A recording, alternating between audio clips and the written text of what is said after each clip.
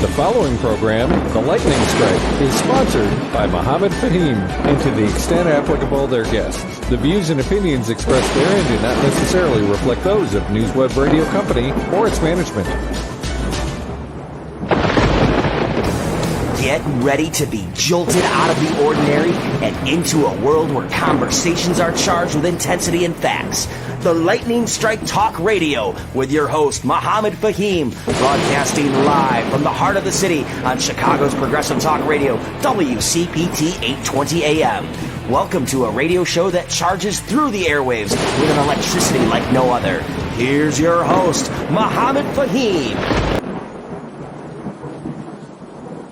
Hello. Actually, I am not Mohammed Faheem, but I do play him on the radio sometimes.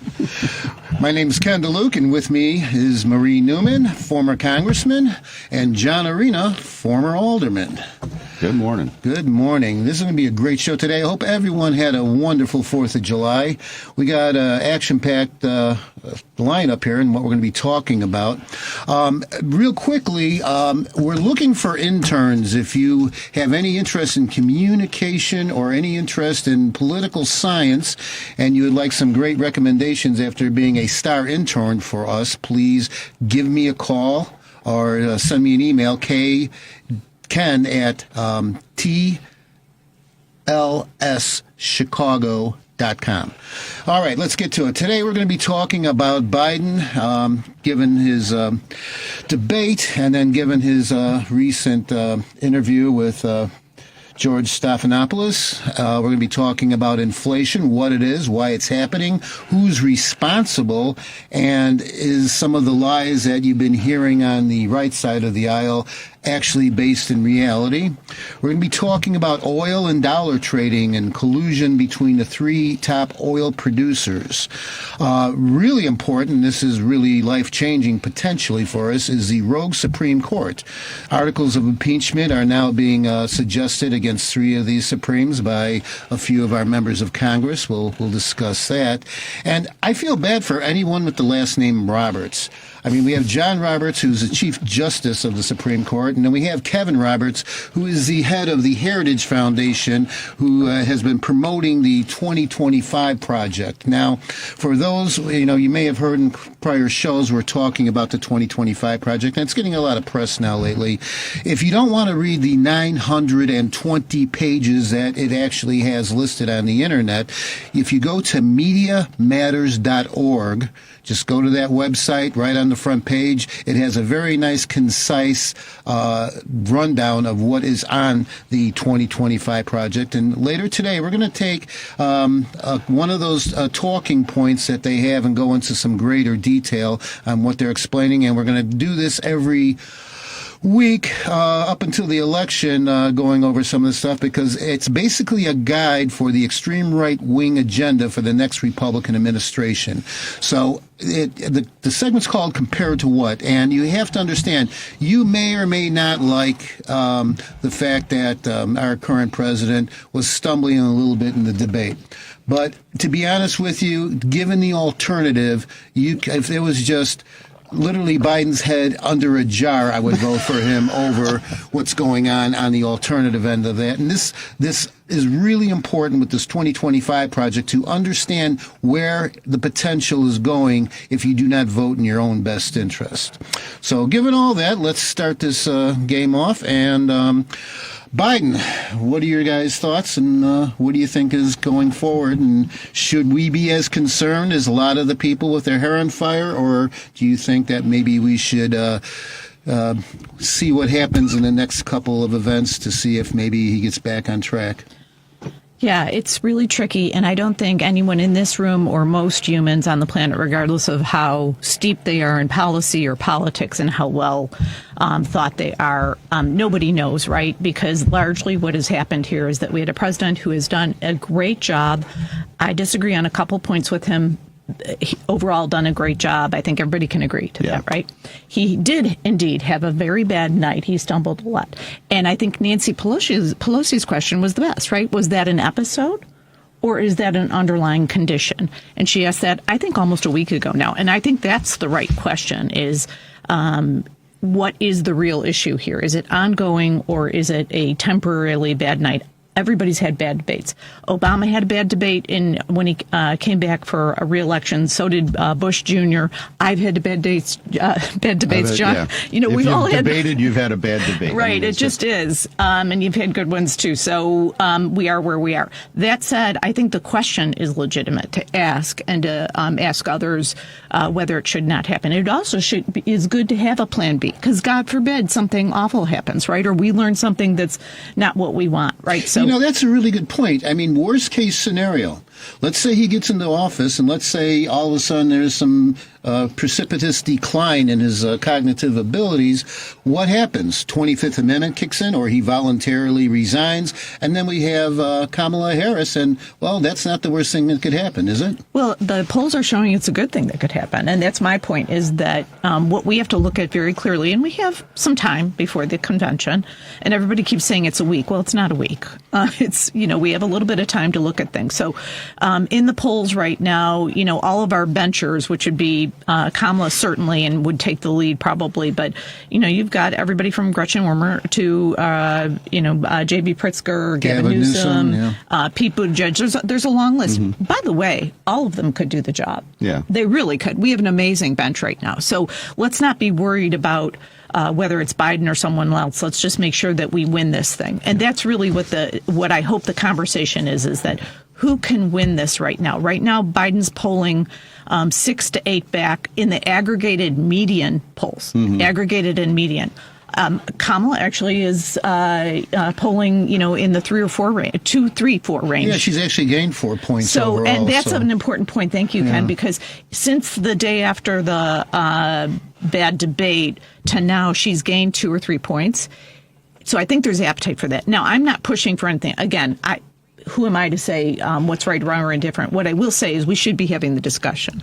Yes, we are. And, there's one thing, too, that I think you have to take in consideration is that standing up for 90 minutes, if you're a little bit under the weather and you're having a bad time, that is not the job of the president. The president has surrounded himself with many, many very talented and very intelligent people who basically they get all the information, they put it in perspective, they come to him with the issues that are important, and then he comes up with a decision. Now, if his decision-making process is coherent and it still makes sense, that's what the job of president is. It's not the showmanship of doing a debate, for 90 minutes. So, so I'm going to just take a different view. I agree with everything that's said, and I think everybody here and many of our listeners want the discussion. That's why we're Democrats. That's why we're progressives. We want to look at things and explore them.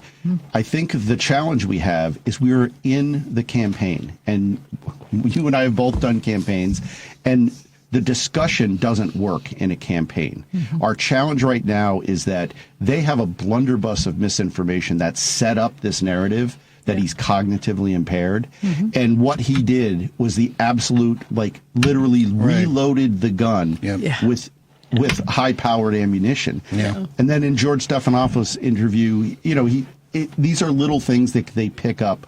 He said, he was asked, did you rewatch the debate?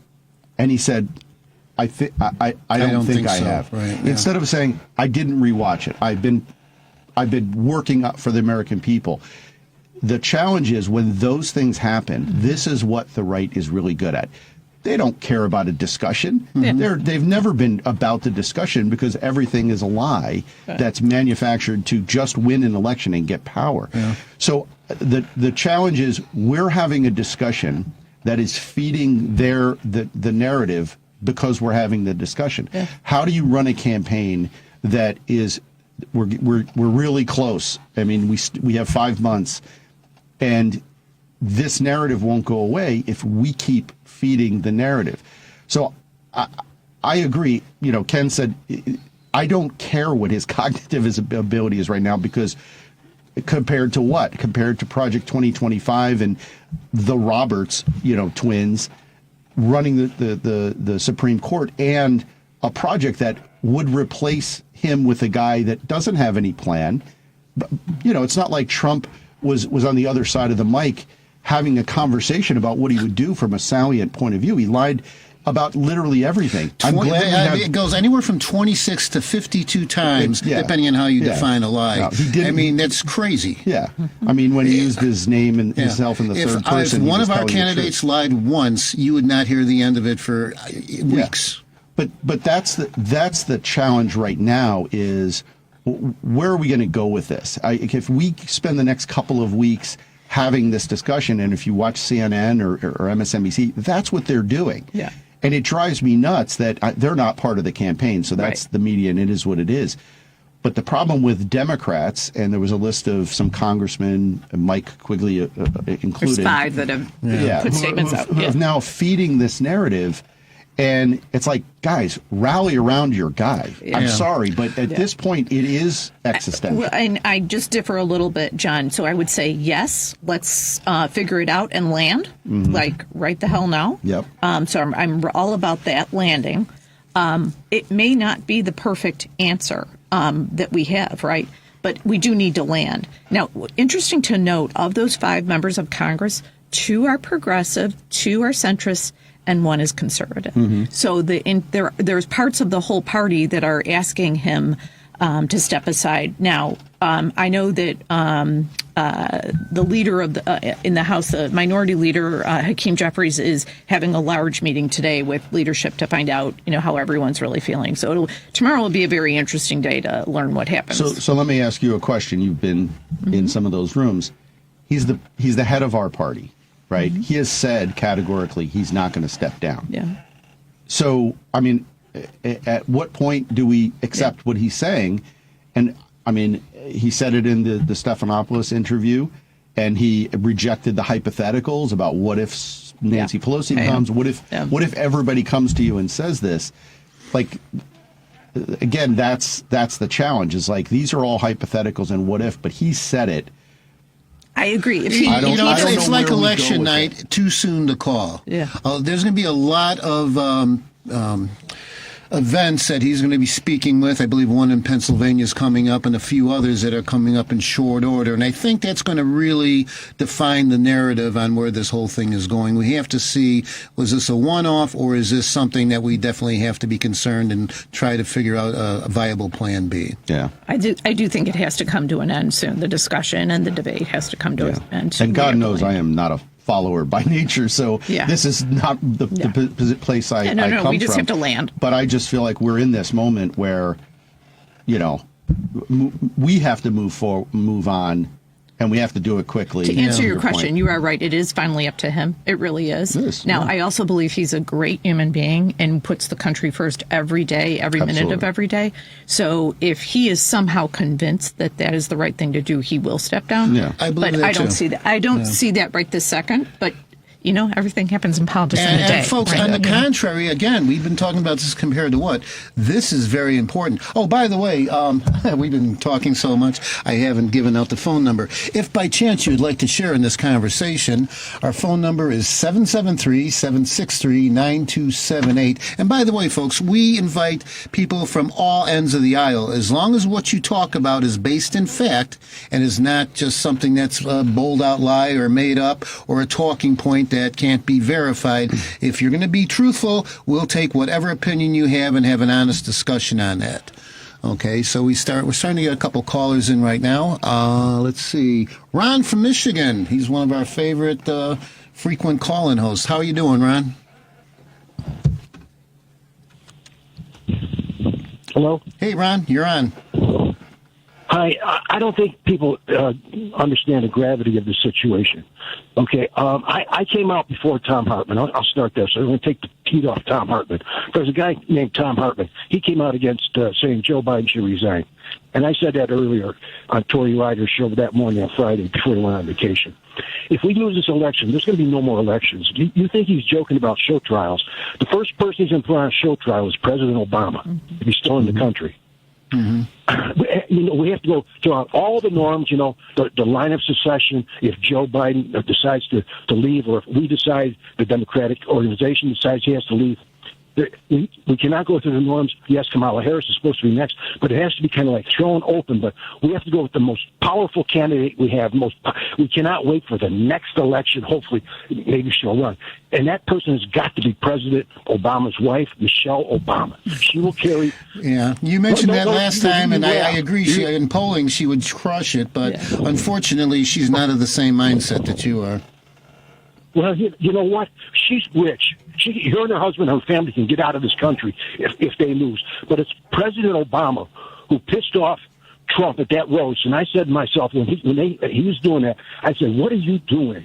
You don't have this man in trial. You don't have this man in jail. You don't even have this man in indictment. And you're enraging him and his followers. And he came back and he won, didn't he? And it's up to him. Because he put us in this turmoil. He ripped the scab off of racism and made it exposed. And he walked away from it. He didn't do anything about it. He wanted to play kumbaya. He can't play kumbaya no more. Michelle Obama comes from Chicago. She knows there's no kumbaya. Plain and simple. You fight and you win, or you die. Well, I appreciate your input, and hopefully in the next couple of weeks, maybe that might happen. Thanks a lot for your call, Ron. I appreciate it. And by the way, in case you're wondering, no, we did not kidnap Mohammed. His daughter's getting married, so he had to take care of some daughter getting married issues, which, I get that. So we're happy to fill in the gap for him. And again, if you do want to share with us, give us a call at 773-763-9278. Now, the 2025 project, you have to understand that this isn't like, every other election, well, okay, get him or them or whatever, it just doesn't matter. This matters. If 2025 becomes the working document on where the Republicans are going to take our government, this is going to affect all the personnel and staffing. They're going to make the United States a Christian nationalist society. Goodbye, First Amendment. Reproductive rights is going to be out the window. The Department of Justice and federal law enforcement is going to be completely revamped. LGBTQ rights, forget about it. Climate change, if you have kids or grandkids, well, what are they going to tell their kids or grandkids, assuming they're still alive? Immigration, education, diversity, equity, inclusion, and the U.S. military and the Department of Defense are all going to be seriously affected if this is the law of the land once things get going. Anyways, we have another caller, Roosevelt in Chicago. How can we help you? Good morning, folks. How you doing this morning? Good morning.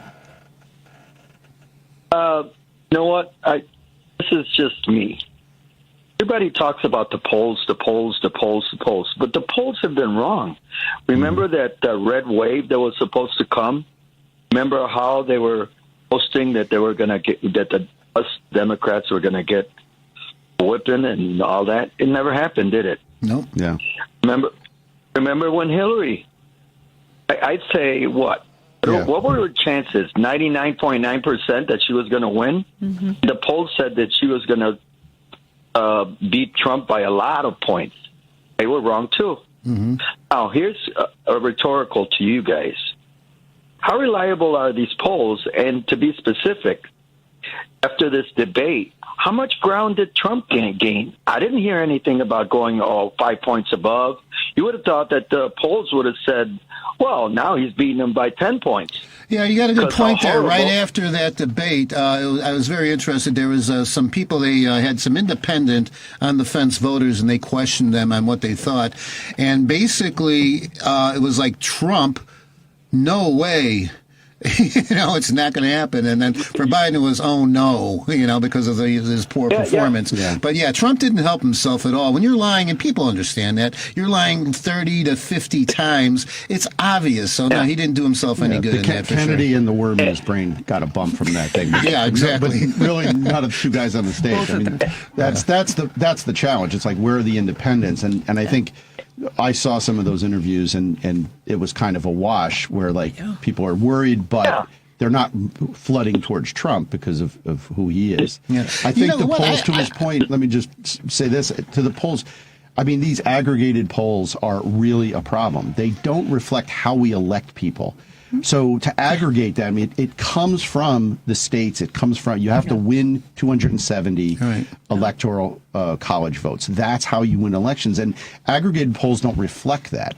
And so, you know, it needs to be more granular analysis of it, but the media can't do that in 5-minute segments. Right. So be cautious of the polls from what they say. And you know what? I'm not that upset about the polls and where they're at right now, because for me, caring about where this country's going, if I'm apathetic, then I may not go and vote. If I see a poll saying that someone like Trump is going to get reelected, I got my motivation going. Okay, I'm going to make sure I get out there and vote. So I think it may have the opposite effect in terms of what the final results could be. Yeah. Let's see. We have James from Indiana. Hey, hi. Thanks for taking my call. We as Democrats, for some reason, we love to eat our own. Now, out of 3.5 years, Biden has done a fantastic job. So, okay, one night he had the slip up, and what do we want to do? We want to throw him under the bus. Why come we can't stand behind this man like the other side does? Now, he should have an individual on the other side with a 34-count conviction, 2 charges of sexual assault. And what happens? They stand behind him in lockstep. He even raises money off of this, where our donors want to retract their money unless we get another candidate. All I'm thinking, at the rate we're going, Trump's going to win this election, because we're too busy fighting with each other instead of fighting the man we need to be fighting, and that's Donald Trump. That's all I got to say. Thank you for taking my call. Thank you. Yeah, that nails it on the head. I mean, and what we were talking about earlier is, you know, we have to come to a decision of where we're going to be as a party, and that's the whole point of having these parties, is we need to rally in the fight, and wars are hell, but you got to fight these battles, and you've got to win the war. And how do we do that? That's exactly right. And the thing about it is that the Republicans, you know, they all drank the MAGA Kool-Aid. They just will go lockstep. It doesn't matter. They're there for the party. Where Democrats basically care about what's going on in the real world, what's important, what are the issues, and they take a more intelligent, nuanced response to things. Yeah. So those two things do not compete very well together. Yeah, you have a natural advantage. To govern, and these guys don't know how to govern. They don't have an interest in that. They have an interest in this kind of petty reality TV world. And Kevin Roberts, we talked about, you know, his quote, and I think this kind of helps kind of set the stage for the kind of fight we're in. He's saying we're going to win. Speaking of the quote, hold on. Dylan. I'm not used to do we have his quote? We have that quote. Oh, yes. Play that. Process of the Second American Revolution, which will remain bloodless if the left allows it to be. There you go. I mean, this is real time on the radio and in light of day, talking about a coup and literally blood in the streets. If we allow it, putting on us to say, well, we're going to take over your country if you just sit back and let it happen. Exactly. I mean, come on, this is horror show It's stuff. Amazing they're saying this all out loud right now. It's just crazy. This would not happen like 10 years ago. That's how confident they are in this mania, in this cultish, you know, idea that we can take this country that is incredibly secular, incredibly diverse, and funnel it into a very narrow band of who has power and who is slave to that power. Yep. You know what? We haven't taken a commercial break yet, so why don't we go and do that? And when we come back from the break, Sheila White, who is our segment producer for the Person of the Week, she was embracing the MAGA idea, making America great again, going back to when America was great and Trump was in office. She took her cohorts to a restaurant the other day, and 25 of them caught COVID. So she's not going to be with us today. But we do have a very interesting Person of the Week. If you ever seen the TV show Bar Rescue, this gentleman could be said golf rescue or country club rescue. He's been all over the United States doing a lot of different things, has met some of the most interesting golfers around. He's going to share some stories with us and what he's gone on. His name is Michael Vay. So after the break, we'll take some more calls and we'll be talking with Michael Vay.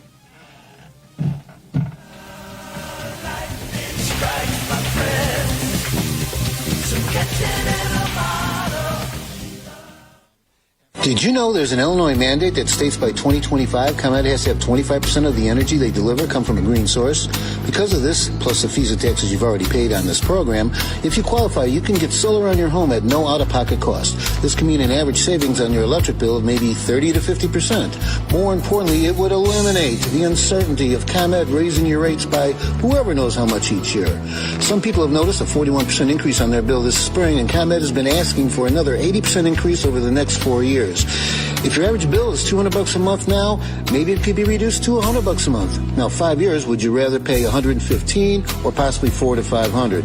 If you'd like to see if you can qualify for this program, call Ken DeLuc at 312-617-8979. That's 312-617-8979. Help us save the environment and change that electric bill burden. That's 312-617-8979. Take advantage of this program while it's still available. Welcome back to the Lightning Strike with Mohammed Faheem. Okay, folks, welcome back, and we want to give a big congratulations to Nia. She is Mohammed's daughter, who's getting married this week, and we look forward to seeing Mohammed again next week. All righty, we have Angel on the line from Oswego. Angel, what's on your mind? Good morning, and thank you for accepting my call. I'm calling about President Biden. I think he would be the best person to take care of our country. He knows about life. He knows about loss. He's a real person. He cares. I don't agree with him 100%, but he's not perfect. He's human. He's a human. And people, please, if you care anything about your great-grandchildren or your grandchildren, please vote for Biden, because this is the first time in my life that I'm afraid that if Trump gets in office, we're in big trouble. We're in big trouble. We're going backwards as a people, and that's really sad. So if you really care about your country and care about your grandchildren and great-grandkids, get out there and vote Biden. Thank you. Oh, thank you, Angel. That's well said, and that's true on so many levels. Okay, so I'm going to pretend I'm Sheila White right now. I play her on the radio as well. And I'm going to introduce Michael Vay, who is our Person of the Week. That's the 216. Yeah. Michael, welcome to WCPT. How you doing today? Can you hear me? Oh, there we go. I can hear you.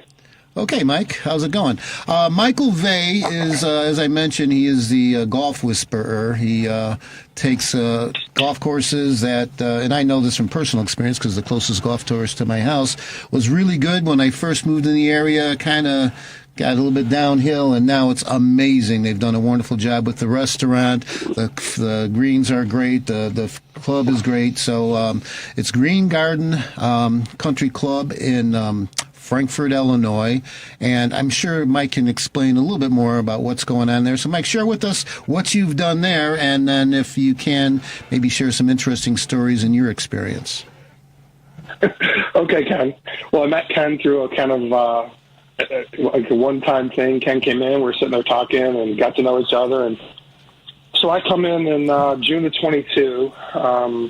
I own a company called Golf Rescue, so I'm sort of the guy that comes in when golf courses are, maybe not going the right direction or they need some help. And I came in June, and so it's been 2 years, and we've done quite a bit. So golf course at that time was, it was doing okay, but I've assembled an absolutely amazing staff, and that's usually part of what I do. There's usually a big, upturn in the people that work there, and, different protocol and stuff, and it's really, really taken off. The golf dome, unfortunately, went down this winter, but we had put Top Tracer inside there, and the dome was doing amazing, and we're in the process of putting that back up. Mother Nature kind of took that out on January 12th, but that'll be sort of like a Top Golf model, and that should be ready to go here before the season starts, the winter season, and there'll be a 30,000 square foot outing venue on the back of it. We brought in some more agronomic staff on the outside. The superintendent from Prestwick came over and joined us, so we have 2 golf course superintendents now. condition of the golf course is absolutely amazing. Nothing but raves from people that come in about how great it is, and the greens and the housekeeping, and just, it's just really, really turned around.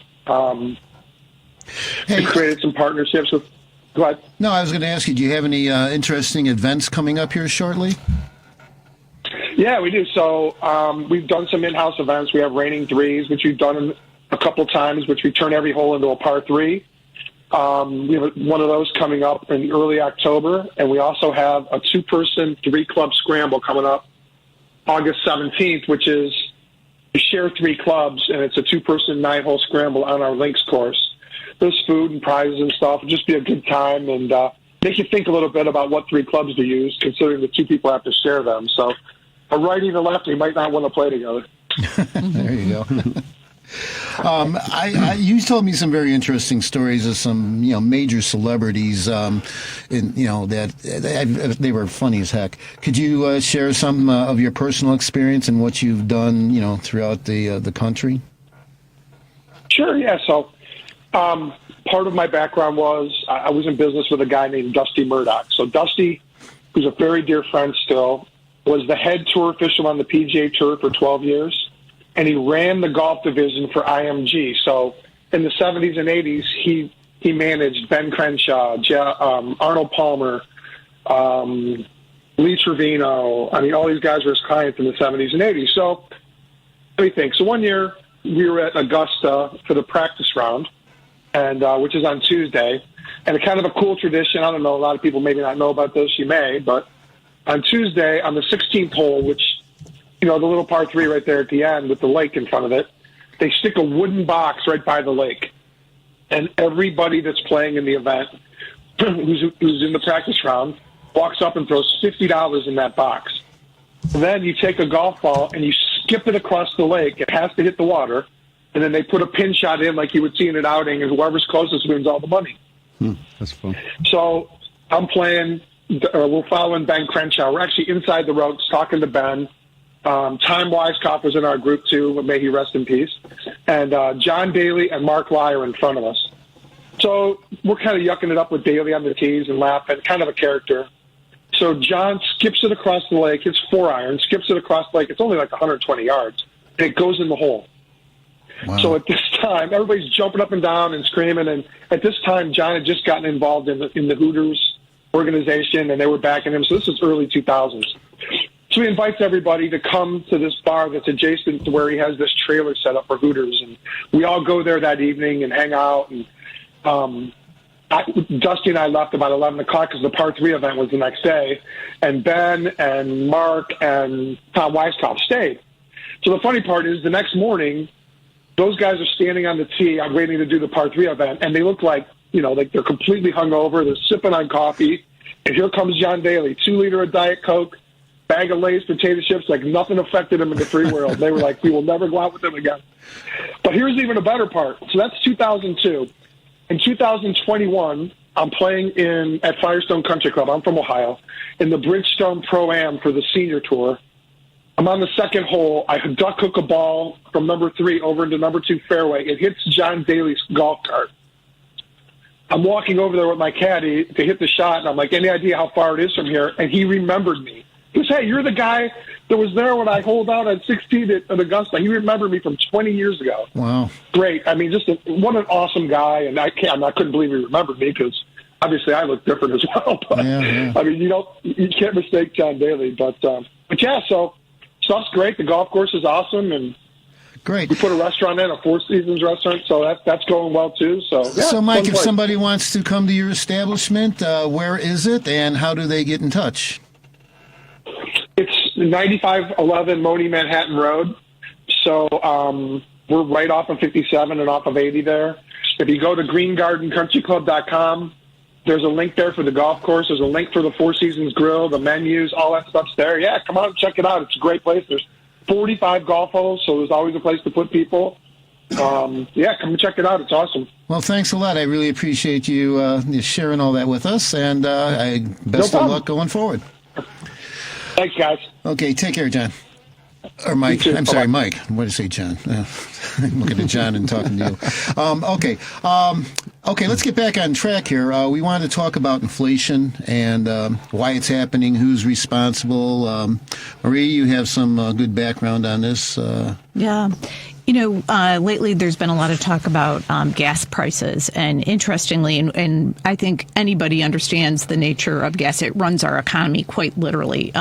Regardless of how you feel about fossil fuels, I know I'm not a fan, but right now that's how our economy works. So I want to share just a little bit of history and why, we're not necessarily trading 100% on the U.S. dollar for oil, and also why greed and a wide variety of collusion actually led to inflation. So a lot of folks on the far right say, oh, gosh, inflation is caused by government spending. Everybody stop the presses. Well, that's never really been proven. But what we are seeing right now is our FTC chair uncovered collusion that led to inflation. So going in the Wayback Machine, 2014, 2016, we realized, wow, we can produce a lot of oil. The Permian Basin in the Southwest is prolific. Let's use it. We started working those fields. And so we actually are now the number one producer of oil, right? So that happened. 2020, the pandemic hits, everything locks down, recession, all of those bad things. Then Ukraine is invaded in an illegal war by Putin, right? Then we tell Putin, well, we're not going to let Europe use your oil, or Europe won't use your oil. So all of that mixed in a pot, what the oil producers, oil CEOs, and the fracking CEOs learned is, oh, gosh, you know what? When there's too much supply, that's bad. Mm-hmm. So let's get together and talk about that. So they did. So the oil CEOs got together and decided, let's all purposely agree to keep supplies down and increase prices, right? And they did. And that's why they've stayed, and that's why we have inflation, because when it's very expensive to move the cost of goods, it makes all the cost of goods overall in the aggregate extremely expensive. So that's why inflation happened, and it's not related to government spending. That said, that collusion and that greed also led to the point where Xi Jinping and the Saudi folks and Putin got together recently over the last year and said, hey, let's get together, and how about if we trade oil based on Chinese currency? Won't that be fun? And so they are moving towards that. And that's bad not just for the U.S., that's bad for the global economy. Yeah. So this is a multi-tentacled thing that is extraordinarily bad. But we share all that at TLS Chicago because we want to help people understand that inflation is not typically caused or not caused by anything that happens with the government, although it can contribute, let's all be honest. That said, in this particular situation, that's the historical trajectory that caused all this. So I'll open it up to John and Ken to contribute. Yeah, I mean, government spending, when they had the stimulus with the COVID issue, that probably did contribute a little bit to the inflation rate. But on the bright side, where it was, near 5 to 7% before, now it's like 2.9%. Mm-hmm. So the rate of inflation is going down significantly. Now, you can be upset that eggs cost a little bit more than they did a year ago, but that's always happened for the whole history of mankind. Things don't normally go backwards like that. But the fact of it is that wages are increasing, so the effect of inflation on you is not really as impactful as it was, and we literally have the lowest inflation rate currently than we've had since the early 1950s. Yeah. And I think, the pandemic caused,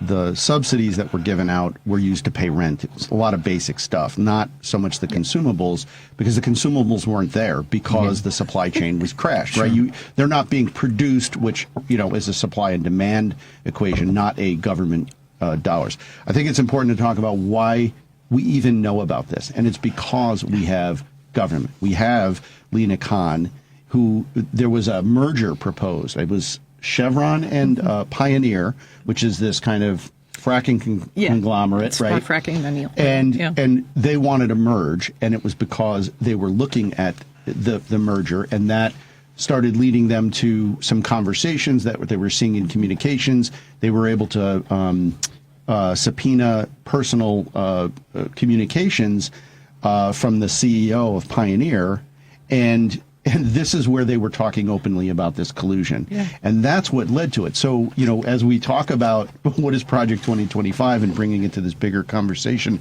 of what does government do, It's not the spending that we have to worry about. It's having a government that is looking in the right place for when corporations who are using catastrophes and crises to increase their profits. I mean, the oil companies' profits are through the roof during the pandemic, right? And even though gas prices were $1.25 and $1.50, that was because nobody was using it, right? But now where we are, we're seeing, $9 gas in some states.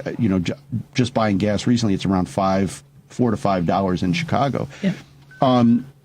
That's not because of a supply and demand problem. That is directly greed and profit taking in the face of these crises. And I will add to John's comments, just so everybody's aware, this is being addressed. And again, bravo to FTC Chair Lita Khan, who uncovered all of this. She brought it to the Budget Committee's discernment, and they subpoenaed the top 4 or 5 CEOs to come in and chat about this. On July 12th, we're going to hear an update because she asked for several pieces of documentation. The Budget Committee asked for that, and the chair indicated that they need to have it by July 12th. So after July 12th, we'll learn what actually happened, because we certainly have the text and all the communication, but the further documentation is how deep and wide this is. And also, I just want to put a fine point on this for the American public. The cost of this collusion in the last 3 years across these 3 CEOs is $200 billion per year. $200 billion with a B per year as a result of greed and collusion. So just to put a fine point on that. Are there indictments pending, do you think? No, we're a long way away from that. This is the early stages. So they're gathering materials and they're subpoenaed the individuals. Now they're subpoenaing documents and FOIAing everything that they need to FOIA. Yeah. And Project 2025 specifically says getting back to, just ramping up fossil fuel production. Sure. So who do you think these guys are, backing, yeah. Right? All right. I want to talk about the Supreme Court before we go to break, and after we go to break, we'll go more in depth on the 2025 project. But in the meantime, we do have Weston from Brookfield online. Weston, you're on the air. Okay, thank you. Okay, thank you very much. I just want to say that, yes, we can all agree that President Biden had a bad night with his debate. He had an off night for whatever reason. We've all had times where we wanted to be our best for some reason. Foot was hurting us because we heard it playing with the kids playing soccer. We had indigestion problems. We weren't feeling well. Whatever it is, we've all had this experience, and time again in our life over a span of time. Said, Trump always uses the same approach. He debates, or when he's on the stump, that Muhammad Ali defined when he was fighting all the great fighters of his time, the rope-a-dope. To lay on the ropes and let you just throw everything at me that you have. When you're so tired that you can't defend yourself, I'll come back and beat you up. Right. Okay, and that's what Trump does. He just spews out lie after lie after lie after lie, one after another. And then you can see the look on Biden's face. The hell do I start with all of this? Yeah, that's a good point. Part of it was just how do you respond to this? You're not talking to an intelligent adversary. You're talking to a Trump. Yeah. Anyways, well, thank you very much, Sarah. Weston, I appreciate your call. Let's do a quick break. Our number is 773-763-9278. Let's do a quick break, and then we'll talk about the Supreme Court, and then we'll get into the 2025 project after that.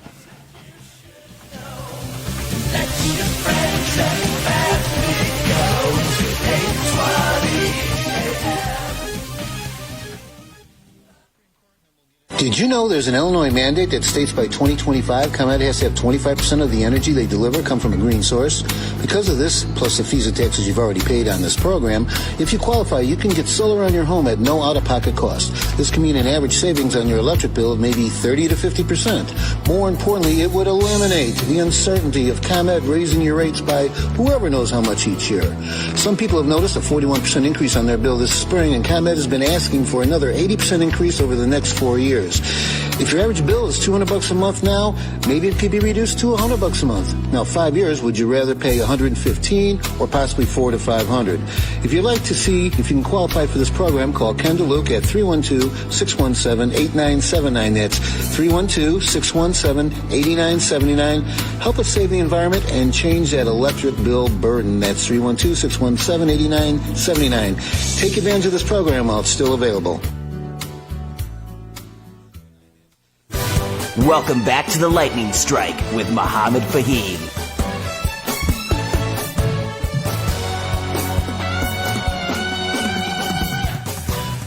Okay, folks, one of the scariest things that I've seen in this country, a couple things with Chevron deference falling off the cliff, and then with the immunity issue, there's no more rule of law.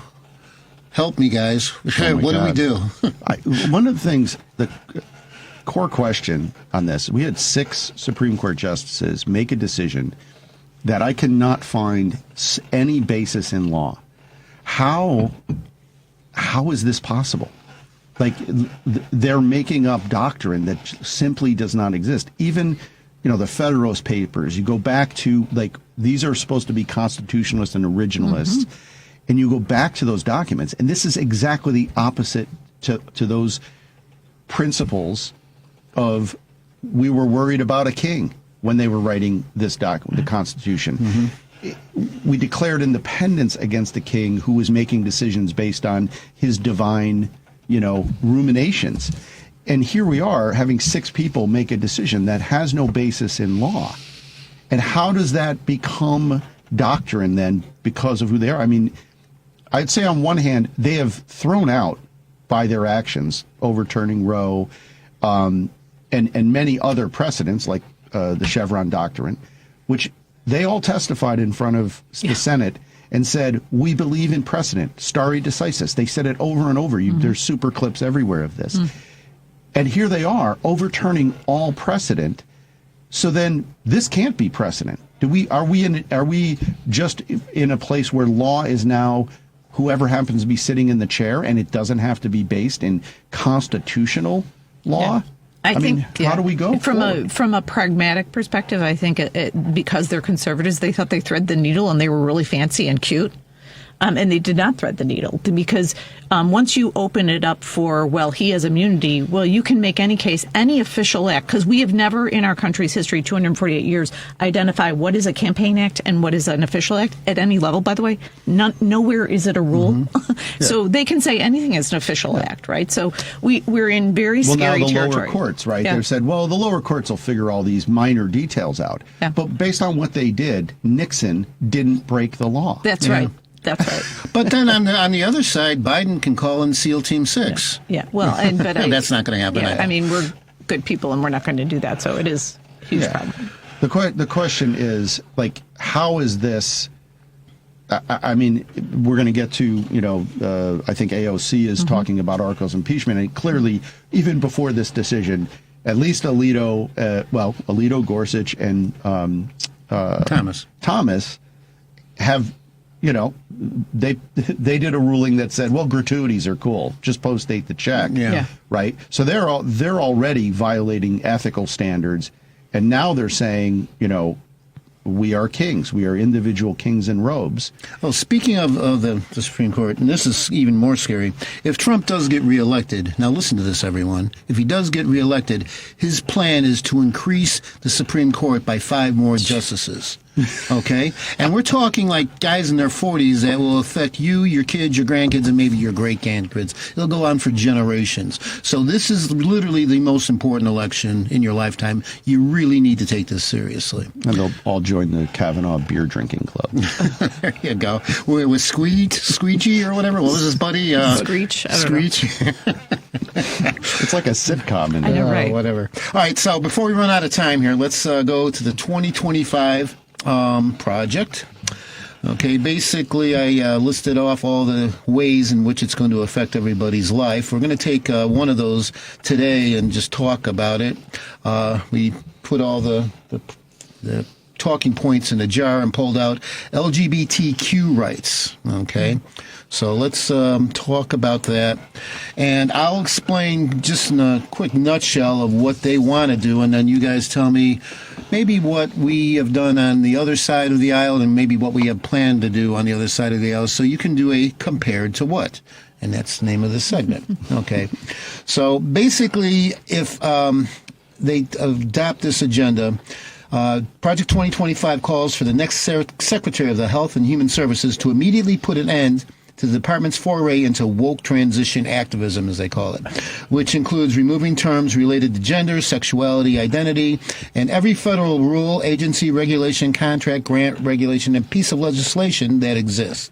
Similarly, the policy calls for the HHS to stop all research related to gender identity unless the purpose is conformity to one's sex assigned at birth. Damn magazine reports that they plan on using the Department of Justice to crack down on states that do not charge the LGBTQ people and their allies with crimes under the pretense that they are breaking federal and state laws against exposing minors to pornography. And then going further, they also demand that the next GOP administration reverse policies that allow transgender individuals to serve in the military. It's a hot mess, right? And by the way, what's not listed in that list of toxicity towards the LGBTQ Oh, yeah, that community. Wasn't the end of the list. Yeah, I just have so much time to talk That about was like a set of appetizers, right? Going deeper, they would reverse marriage equality and on, right? So as a proud mom of a proud transgender woman, I obviously my hair is on fire and my Irish is up, which is a very lethal combination. So here's what I'll say is that everybody, when you go to vote, everybody has a family member or someone that they know and love that is an LGBTQ community member, period. It just is statistically. Mm-hmm. So if you are voting against that loved one and voting for Trump and Project 2025, you do not love that person. So I would hate for you to vote against the people that you love. So just at a bare minimum there. But in addition to reversing marriage equality and not allowing for any gender any gender work to be done, it is beyond despicable. But other things will be affected too. So the Equality Act, which protects LGBTQ plus people in the workplace, as a consumer, in housing, in education, and in public spaces, would be completely not available to be even brought to the floor on the House of Representatives. And we've brought it up several times, and it has almost passed several times.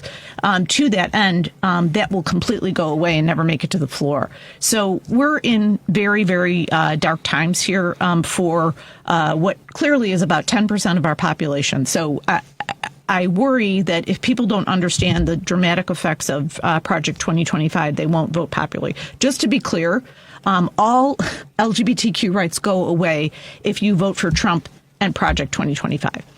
Exactly. And I think, one of the parts of this conversation is a fascist approach to governing is all about, projecting this victimization. And so you could, even if you know nobody that is in the LGBT community, the way this is used and weaponized to control a population is these types of laws, saying that there are others, there are people that are not, that do not qualify for human rights and for access. Yeah. Well, at some point, it trickles down to you. At some point, they're going to say you're either with us or against us. Absolutely. They're talking about these people are vermin or they're insects that need to be eliminated. When you take a human condition and you put them to a subhuman level, this is where they're gaining traction on this stuff. The quote from Kevin Roberts saying, if liberals allow a bloodless, right? I mean,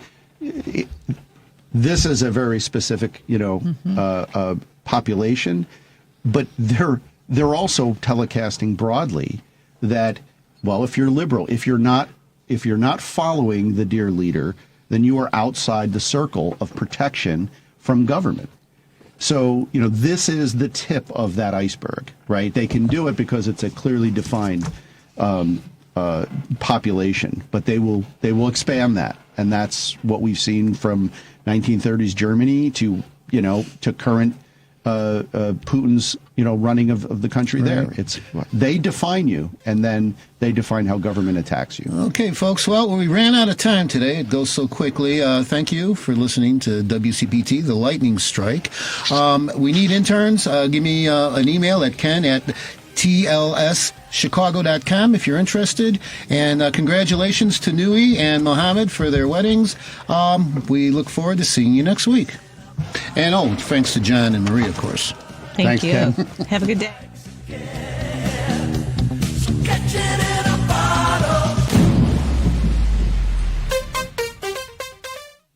The preceding program